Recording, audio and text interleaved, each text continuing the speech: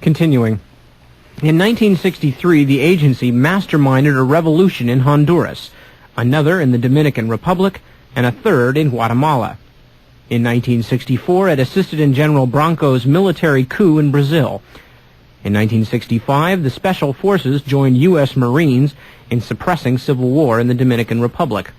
And in 1966, the CIA aided and abetted Colonel Ongañez's military coup in Argentina.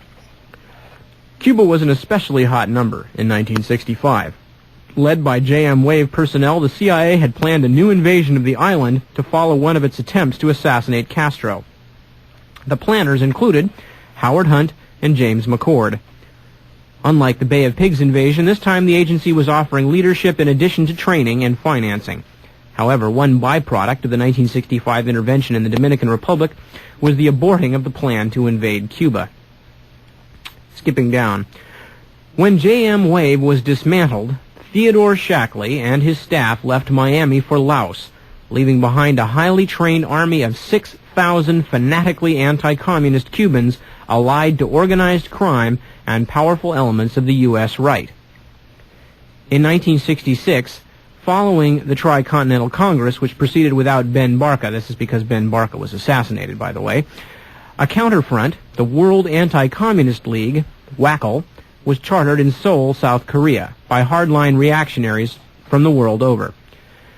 That same year, Adjunter Press, sponsored by WACL and the intelligence agencies of the United States, France, and Portugal, was created in Lisbon as a cover-up for OAS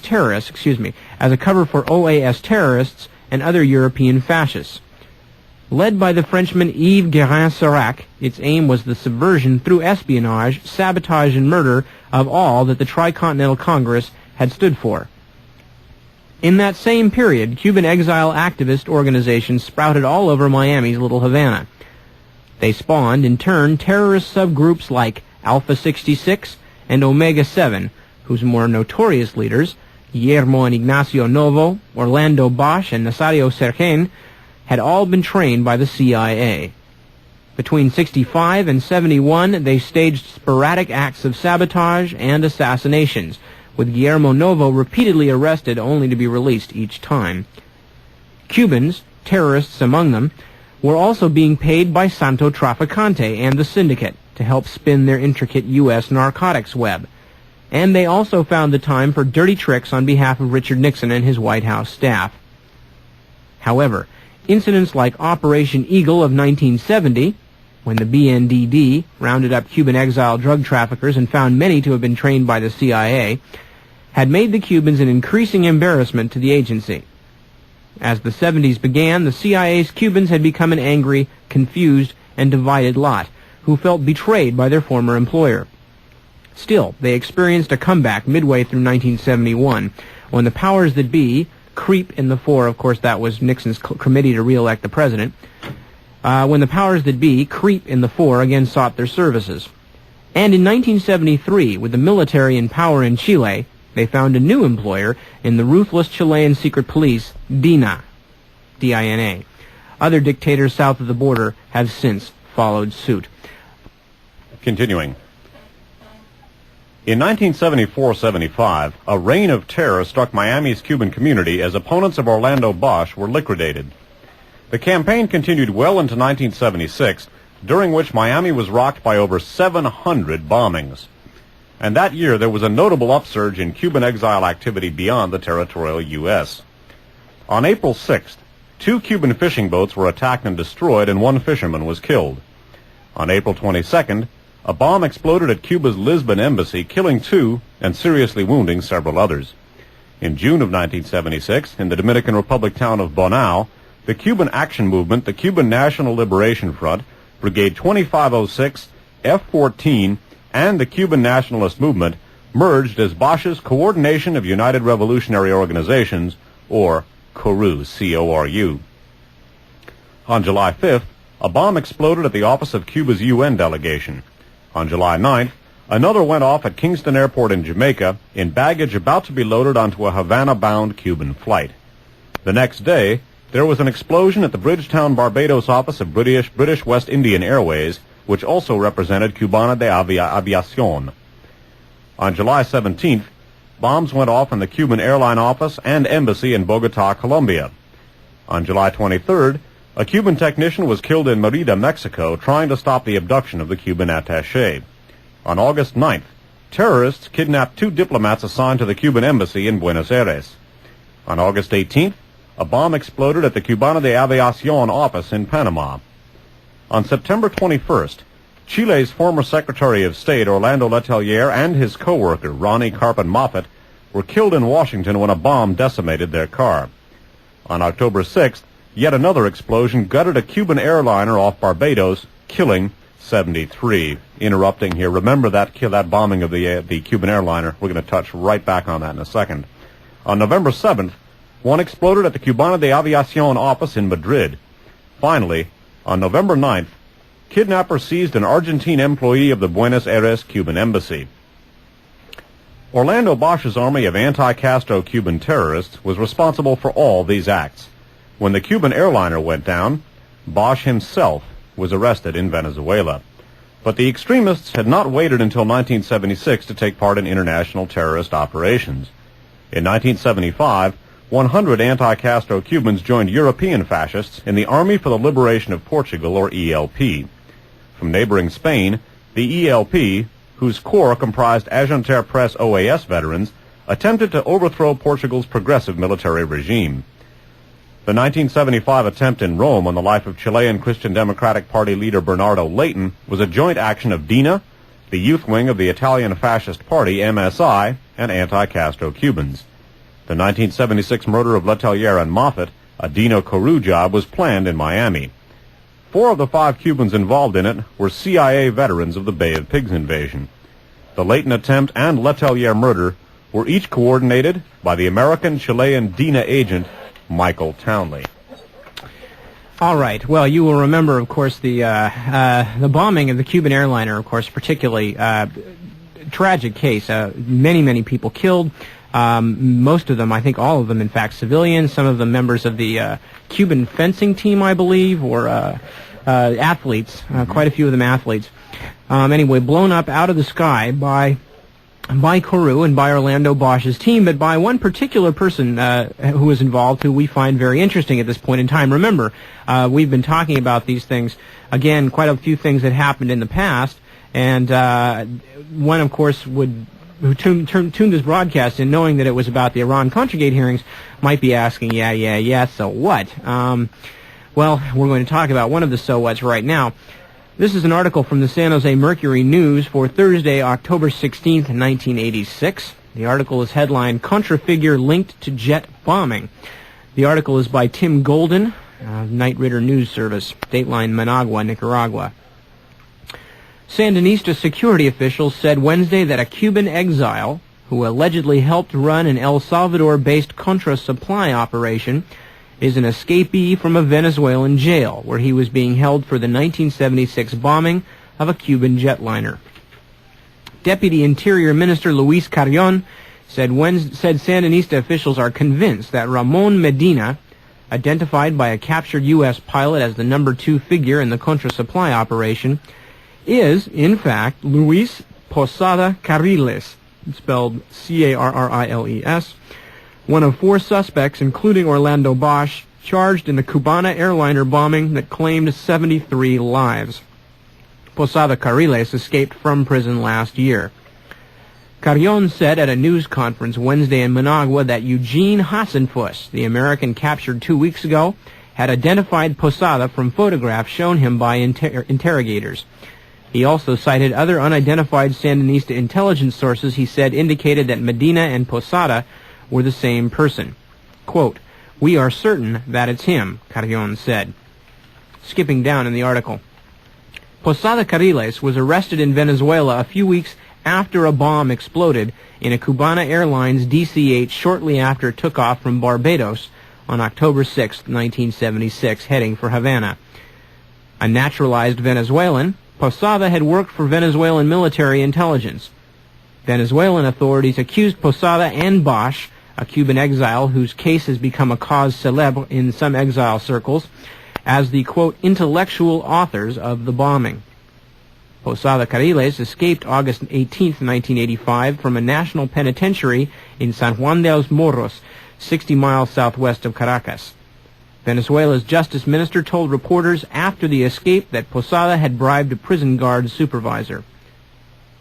Venezuelan press accounts put that payoff as high as $25,000, a sum financed, according to unconfirmed Venezuelan reports, by an anti-Castro group. Posada's presence in Central America had been announced over Miami radio stations late last year. Tomás Regalado, general news editor at WQBA radio station, said Posada's associates distributed a taped message from Posada to WQBA and other Spanish-language stations, in which he said he had escaped from jail because he expected no justice in Venezuela. Posada also said he was, quote, fighting communism in Central America, unquote. Now, again, remember that this fighting communism in Central America, that Posada Carriles, the man who the Sandinistas seem to think, and in fact we seem to think too, was involved in the bombing of the Cubana de Aviación airliner, taking 73 lives, is fighting communism. Just happens to be running a El Salvador-based contra-supply network, according to Eugene Hassenfuss, a man who ought to know. Many sources have since confirmed this particular account. This came out relatively early in a series of revelations about this scandal. Now, one of the things to remember, again, is Carriles' participation in the Air Cubana bombing. Another thing to remember, and as we analyze the Kourou wave of terror here, and bearing in mind its connections to JM Wave, its origins going back to JM Wave, headed by Theodore Shackley, its intersection with the Santo Traficante Cuban Mafia. One of the things to remember now is that while this particular wave of terror in which Posada Carriles participated in was at the head of the CIA at that time was none other than George Bush. In our last broadcast, George Bush's name emerged in a big way. In fact, one fellow, Jesus Garcia, revealed that, quote, the Contra supply operation was, quote, George Bush's baby, unquote. We're going to take a musical break here in just a second, but bearing in mind the Posada-Carriles connection to the Air Cubana bombing and the Kourou wave of terror, George Bush's heading up of the CIA at this time, it's worth interjecting and pondering the following material. Going back now to the Great Heroin Coup by Henrik Kruger. The common denominator in Kourou, as well as Internacional Fascista, a combine of anti-communist extremist organizations chartered at an October 1976 meeting in Rome attended by Kourou representatives, appears to have been the CIA, or at least a faction thereof. Kourou's headquarters are in Miami. Originally, it was sustained by tight collaboration with the CIA and the Chilean junta's secret police. According to the Cuban former CIA agent Manuel Darmas, the CIA coordinated DINA's acts with Kourou's and supplied the latter with funds, advisors, and explosives. We're going to take a music break now, and we're going to come back as we take a look at some more players in the Kourou terror team, coordinated by either the CIA or an element thereof, at that time headed by George Bush. And we're going to take a look specifically at connecting links between the Iran-Contra operation and the assassination of Orlando Letelier, probably the biggest and bloodiest feather in the cap of the Kourou warriors. So don't go away. This is Nip Tuck. Dave Emory and myself will return in just a few minutes with more of Radio Free America right here on a rather extended musical break, but that's okay. Give you all a chance to get up and run around and shake off some of the fear and loathing inspired by the kind of stuff that we tend to present on the broadcast. What can we do, folks? We are a mirror of reality, and we can only show what is shown to us. So we have been talking, of course, tonight. For those of you who just tuning in and just heard a long extended musical thing and don't know what's going on, of course, this is Radio Free America. This is it's a Sunday night. It's usually one step beyond. However, because of some scheduling glitches of various sorts, we are doing Radio Free America tonight. It's the second part of our series on the Iran/Contragate hearings. Last time we dealt with the drug connections. Tonight we are dealing with the terror connections, although, as we have said several times during the course of the broadcast, they are inextricable in many ways. And as Dave put it, these are largely academic separations that we are making for the sake of, if nothing else, ease in tape filing. So we've been talking tonight about the origins, among other things, the origins of the JM Wave station in Miami that from the early 1960s, 61 in its founding, helped to bring together a lot of disparate elements of the the anti-communist right, and syndicate, the organized crime syndicate, the drug traffic, and things like that, all under the auspices of the CIA. And many of the characters who were involved in JM Wave, such as Theodore Shackley, Thomas Kleins et al., are still with us today as part of Iran-Contra-Gate. And in fact, Iran-Contra-Gate, as we are demonstrating tonight, is only the most recent face put on a decades-long terrorist war, essentially against the democratic principles of the United States. Some of the key names that we've looked at in the broadcast: Robert Vesco, Santo Trafficante, Carew, Orlando Bosch, William Casey, who of course headed up the original investigation / cover-up into Vesco vis-a-vis the SEC, and Mr. Posada Carriles, a fellow who was in the Carew CIA wave of terror, George Bush being CIA director at the time. We're going to come now to a couple of other very, very important names. We're going to look at some intersections now between the bloodiest and most, perhaps not the bloodiest in terms of number of victims, but the most successful and celebrated of the many Carew assassinations. And recall now the Trafficante shooters team linked to this whole milieu that we're talking about, and the information we presented in Radio's Free America's 26 and 27, as well as some of the review of the Trafficante, JM Wave, Theodore Shackley connections in the last of our programs, Radio RFA number 29. Two key names now that we're going to take a look at in connection with the Iran-Contra scandal. Then we're going to take a look at least one of their participation in the assassination of Orlando Letelier, and we're going to tie in the Letelier assassination with some of the players in the Iran-Contra scandal right now. Following article is from the San Jose Mercury of October 15th of 1986. Research credit on this to Ted Rubenstein, an excellent researcher who's been working with us for some time.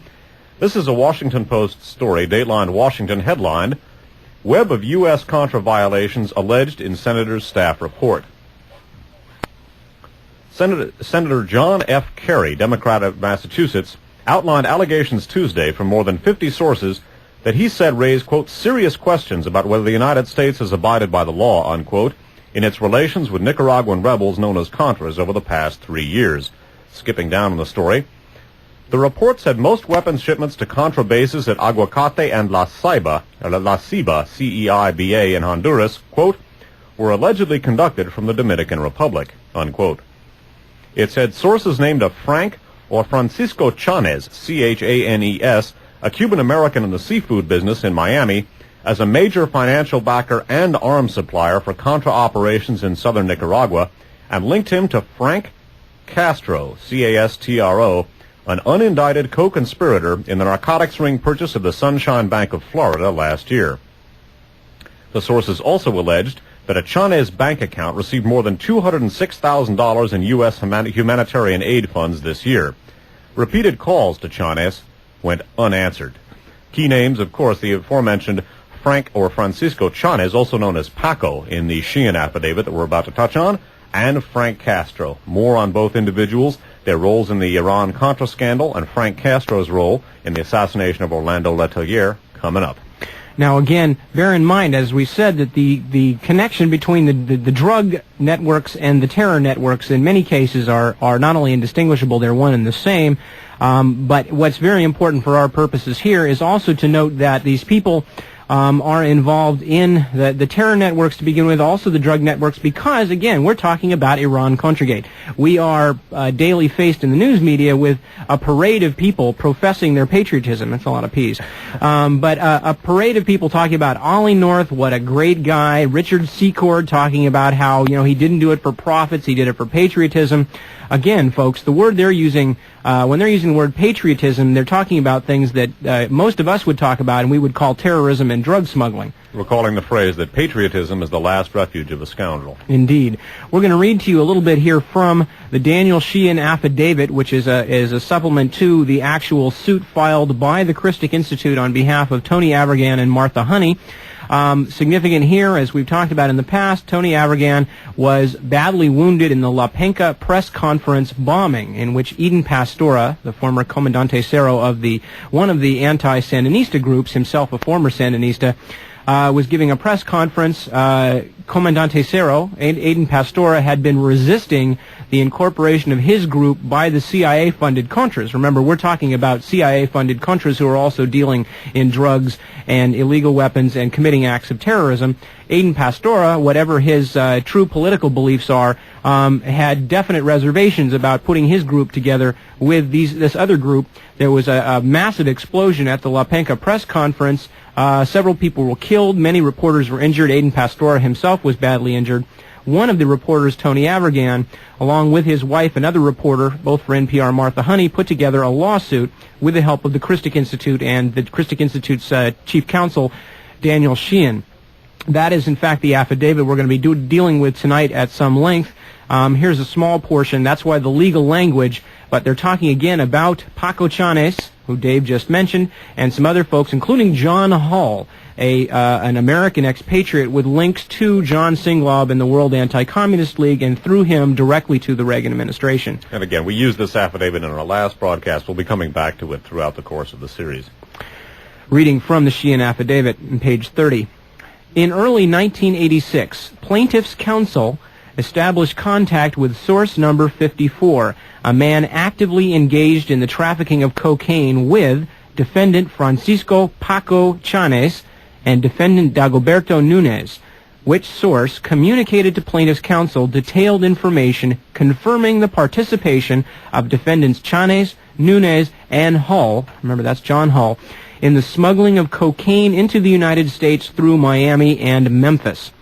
Source number 54 supplied plaintiff's counsel with the names and whereabouts of some half-dozen pilots who flew guns, ammunition, and C4 explosives from the United States to John Hall's ranch in Costa Rica, and who flew cocaine back into the United States from defendant Hall's ranch. A number of these pilots have been located and contacted by plaintiff's counsel, but they insist upon immunity from criminal prosecution in exchange for their testimony against the defendants in this case. The pilots constitute sources 54 through 59.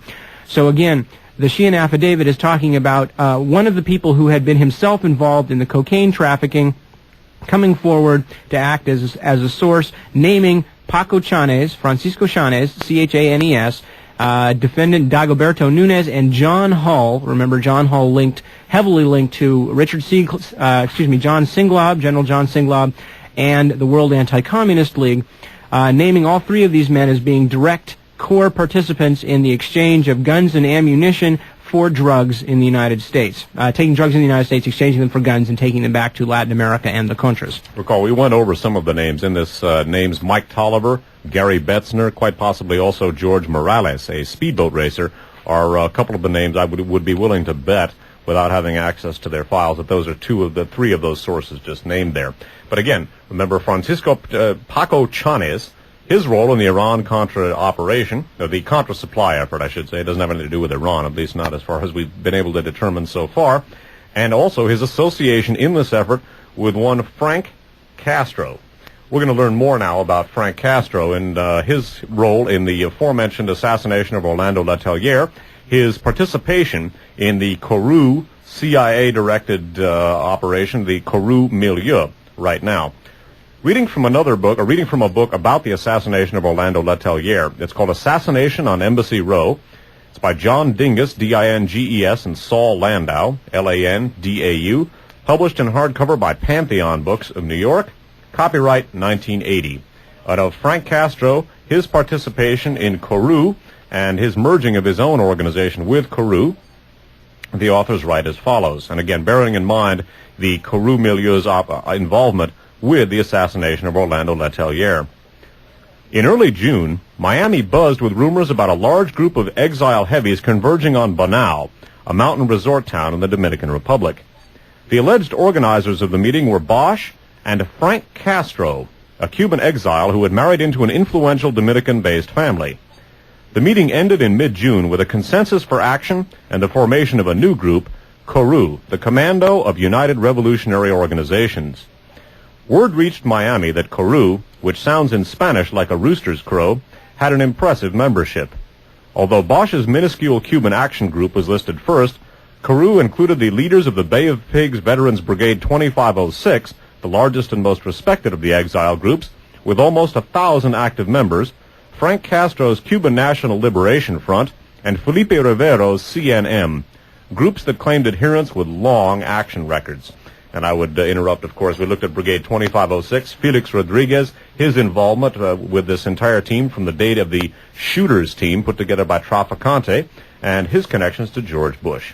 Now, again, the assassination of Orlando Letelier is rather interesting for our purposes for a variety of reasons. One of them is that this is another one of the set of major crimes that brings together several of the principals in this JM Wave operation, or what was originally the JM Wave operation, and brings them together in interesting and odd ways. Yeah, again, JM Wave was the Miami station back in the early 60s, as we looked at not only in our last broadcast on the subject, but in Radio Free America shows 26 and 27. That same team stuck together and has continued to operate. Just by way of clarification, JM Wave itself disappeared, but Nip quite correctly has touched or has pointed out that the same team remained together. So in a sense, the JM Wave rolled around the world. Yes, indeed. One of the interesting things about the death of Orlando Letelier, the man who had been formerly basically the right-hand man to Salvador Allende, had been badly mistreated in Colonia Dignidad in Chile after the 1973 CIA-aided coup down there, had come to Washington and was essentially the sort of Banquo's ghost at the feast as far as the Chilean military junta went, because he was in Washington with his group very publicly speaking about the crimes of the Chilean military and not coincidentally about the crimes of the CIA and helping to bring the Chilean military junta to power. Orlando Letelier was blown up with a car bomb in downtown Washington, D.C., right in the heart of the beast. And what's interesting about the case, well, a variety of things interesting about the case. One of the most interesting is that at the time of Letelier's death and the subsequent cover-up, which was very intense and very sophisticated, the man in charge of the CIA, the director of the CIA, was our own Vice President George Bush, a man who, not insignificantly, has been hovering in the background of the entire Iran-Contragate hearing and would be himself probably strongly implicated at this point in several of the drugs aspect of it were it not for the death of Stephen Carr, detailed in our last show. He should be hovering in the foreground, but one of the aspects we're going to be coming up to in our last broadcast is that, in fact, the most important aspects of the case have been submerged. But George Bush's name emerged repeatedly in our last broadcast on the subject, people referring to the Contra supply effort as George Bush's baby, the many references by various people involved in the drug smuggling that we've touched back on in this program went back to George Bush as the ultimate prime mover in this situation. We're going to read a little short segment right now from a book that we've used quite a bit on these broadcasts. Death in Washington, The Murder of Orlando Letelier by Donald Freed with Dr. Fred Landis. And this book was published in hardcover by Lawrence Hill and Company, copyright 1980. Now, the person that they're referring to as Townley is a man by the name of Michael Vernon Townley. Townley is interesting because he was holding a rank in the Chilean DINA, the Chilean secret police, and was himself apparently the practical mastermind of the assassination of Orlando Letelier. But Townley himself was an American, part of a CIA-linked family in Chile. And interestingly enough, the ties of the CIA into the Chilean secret police's assassination of Orlando Letelier are very strong, and that was one of the reasons that George Bush had to work so hard when he was the DCIA to cover up the connections, and why he had to bring in all of his assets, people like Buckley, Arnaud de Borgrave et al., to try and miscast the truth. Anyway, we're going to hear another rather significant name for our purposes linked with Townley from Freed and Landis's death in Washington.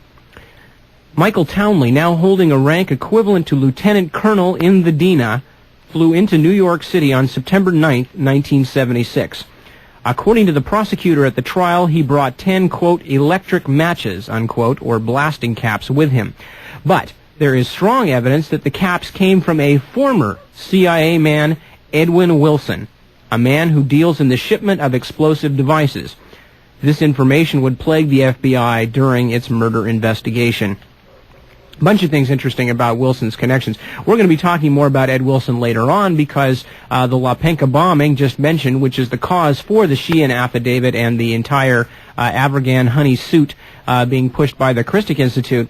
The Lepenka bombing was apparently brought off by a man who was in fact recruited by Ed Wilson and Frank Turpel, and in their Libyan their days of glory in Libya with Muammar Gaddafi. In fact, one of what the Letelier assassination represents in terms of its significance in this broadcast is really the transition to a large, long discussion on the Wilson team. For years on these broadcasts, and Mae Russell for even longer, we have been talking about the Turpel-Wilson team and its significance, its connections, its prime role in instituting terror around the world. In particular, terror which is made out to look like left-wing terror, and which then serves, as we've cited so often, as the pretext for the restriction of civil liberties at home and military expansionism abroad. We're going to be taking a look at the Turpel-Wilson team both in this and the next broadcast. Some Radio Free America references, which you can go to in order to get information on Turpel-Wilson. Need Deaf in Washington up there, Nip. Oh, okay. There we go. But some Radio Free American references. Radio Free America number 4, of course, which focused on the Turpel-Wilson team specifically. We came back to the Turpel-Wilson team in our series on the Pope shooting. We touched back on them yet again in our for Radio Free America program number 22. We looked at we looked at Edwin Wilson, his involvement with the Nugan Bank, among other things, in Radio Free America number 25, and at the end of our last broadcast, the first of our Iran-Contra programs, Radio Free America number 29. And Edwin Wilson has been involved, as we said, in just about every major intelligence operation since in the last 25 years, including the assassination of Orlando Letelier. We're going to go back to the Wilson role and his cohort Frank Turpel's role in the assassination of Orlando Letelier right now, and we're going to bring up a name which is very important. We're going to follow up with more detail on this particular name, but a person we're going to come back to in the next broadcast as well, a man named J. Stanley Pottinger. Reading once again from Death in Washington. Townley met with Frank Turpel once a week. Townley met with Frank Turpel 1 week before the Letelier murder, on the same day that he met with Senator James Buckley and aides in New York City.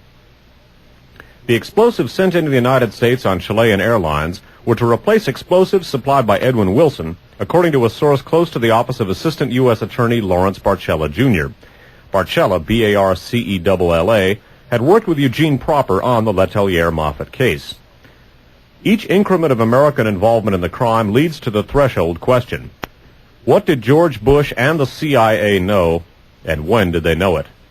On October 4th, 1976, DCI Bush, that's Director of Central Intelligence Bush, met with Eugene Proper and J. Stanley Pottinger, P-O-T-T-I-N-G-E-R, and promised cooperation in exchange for FBI caution in any national security matters. Then, on November 8th, Bush flew to Miami on the pretext of a walking tour of Little Havana, unquote. Actually, he met with the Miami FBI special agent in charge, Julius Mattson, and the chief of the anti-Castro terrorism squad. According to a source close to the meeting, Bush warned the FBI against allowing the investigation to go any farther than the lowest level Cubans. This was a secret meeting, but publicly Bush was selling headlines like, "Left is also suspect in slaying of Letelier," to Jeremiah O'Leary in the Washington Star. And just the week before, on November 1st, the Washington Post had quoted both Bush and Kissinger to the effect that the junta was not involved. This is obstruction of justice and misprision of a felony at the least. Why would the director of the American Central Intelligence Agency violate the law in the interests of the Chilean junta? So again, the Turpel-Wilson connection to the assassination of Orlando Letelier, the role of J. Stanley Pottinger and George Bush in covering up the CIA's connections to this assassination are to be thought about here. And J. Stanley Pottinger is a very interesting fellow. We're going to be coming back to him, as I said, in the third part of our Radio Free America series on Iran-Contragate. Right now we have a little bit more about Pottinger and DCIA George Bush et al. This is from Labyrinth, originally copyright 1982, written by Eugene M. Proper and Taylor Branch, published in 82 by Viking Press. Proper being one of the people who helped prosecute the killers of Letelier. That's right. And the he being referred to at the beginning of this is, in fact, Eugene Proper, who has just been, who's on the case and is investigating the assassination of Orlando Letelier and the murky series of connections between the people apparently involved. The next day, Proper received a call from Stanley Pottinger, Assistant Attorney General in charge of the Civil Rights Division of the Justice Department. Pottinger introduced himself over the phone and said he had been speaking with representatives of the Institute for Policy Studies, who thought the Civil Rights Division should take over the Letelier case because of its political overtones. The Civil Rights Division offered certain advantages, said Pottinger, through statutes that made murder a federal crime as a violation of civil rights. What did Proper think? Instantly guarded, Proper replied that he already had ample federal jurisdiction through the Protection of Foreign Officials Act, whose murder and conspiracy provisions carry maximum life sentences. In addition, he had 2 counts of first-degree murder and numerous related charges. The Civil Rights Division could prosecute none of these offenses, nor could its statutes bring to bear such severe penalties. At this, Pottinger retreated a bit, saying he had not realized that Letelier was covered by the Foreign Officials Law. It would be better for the U.S. Attorney's Office to hit the killers with the full weight of murder charges. Pottinger added that he wanted Proper to know that he and the Civil Rights Division were eager to help in any way they could. Proper thanked him. It was time to be gracious, and Pottinger's offer of assistance clicked with the problem on Proper's mind. He was thinking of the rain and the intimidating CIA building. He had just been left standing out in the rain trying to get into the CIA building in the passage just before this. So he told Pottinger he was afraid he would not get cooperation from the agency. Did Pottinger have any ideas? Instant, warm confidence shot through the telephone line. The Assistant Attorney General replied that he happened to be a personal friend of the CIA director himself, George Bush. Pottinger called him George. For him, the CIA director was only a phone call away. Would Proper like an appointment? By that afternoon, he, meaning Proper, Cornick, and Pottinger were scheduled for lunch with Director Bush at CIA headquarters on Monday. A Justice Department limousine would pick them up at noon. Proper whistled to himself. This was known in Washington as access. And, of course, the J. Stanley Pottinger role in coordinating his good friend George Bush's contacts with the Department of Justice should be borne in mind here. The fact that J. Stanley Pottinger is an associate of a man named Cyrus Hashemi, we're going to deal with at considerable length in the next broadcast. And, of course, devotees of this program, people familiar with our archives, will recall that J. Stanley Pottinger, for 9 years, was Gloria Steinem's lover, Steinem herself, with many, many CIA contacts. So J. Stanley Pottinger, one of the names to bear in mind for future reference. Now, again, the point that we're making here is that the Tropel-Wilson team is the team that we're looking at in Iran-Contragate. It's going to read you an article which will sum that up rather nicely. This is from the New York Times for Thursday, June 18, 1987. The headline, Ex-CIA official may link Secord to disloyal agent. They should, by the way, put disloyal in quotation marks. Man who smuggled arms to Libya reportedly had ties with retired general. The article is by Fox Butterfield, a special to the New York Times, Dateline, Washington, June 17th. A retired CIA official is expected to tell Congress next week of a financial link between Major General Richard V. Secord, a key figure in the Iran-Contra affair, and Edwin P. Wilson, the renegade CIA agent convicted of smuggling arms to Libya, according to congressional investigators. In addition, the investigators said several Defense Department employees will testify that some senior Pentagon officials, apparently including Defense Secretary Caspar W. Weinberger, knew about the secret arms sales to Iran in 1985 well before President Reagan approved them in a presidential, quote, finding in January of '86. Mr. Weinberger has insisted that he did not know anything about the transfer of American-made TOW anti-tank and Hawk anti-aircraft missiles to Tehran until President Reagan secretly authorized them in early 1986. The testimony by the Pentagon employees and the former CIA official Glenn Robinette, R-O-B-I-N-E-T-T-E, is to come when the congressional committees investigating the Iran-Contra affair resume their hearings. He will indicate that though Mr. Wilson has been under arrest since 1982, a network of former CIA agents and military officers he helped establish to sell American arms abroad has continued, the investigators say. In fact, according to investigators, Mr. Wilson's ring formed much of the structure for the private foreign policy, selling weapons to Iran and providing money to the Contras that was run out of the White House by Lieutenant Colonel Oliver L. North. Okay, a couple of points to be made real quickly. First of all, although we're not going to go into it in great depth tonight, I personally would like to take issue with this concept that this ring was run out of the White House by Oliver North. Although Oliver North has not yet testified, and this has not all yet received the sanction of the official press, this is the way it is, kind of a routine.